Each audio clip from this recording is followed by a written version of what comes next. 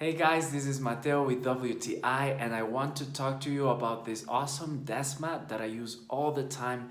Something that I really like about it is that it's liquid resistant. I'm always spilling water, spilling my drinks when I'm working.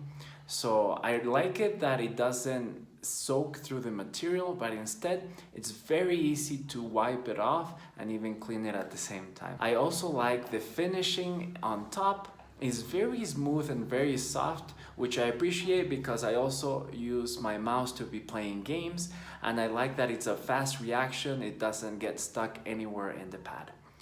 And also the rubber base of the mat is excellent because even if you try to move the mat, it doesn't move at all, it doesn't slip, which I think it's excellent. You can see right away that it's a very good quality mat. It has great finishes on the edges. So I really recommend this to you, and that is my point of view.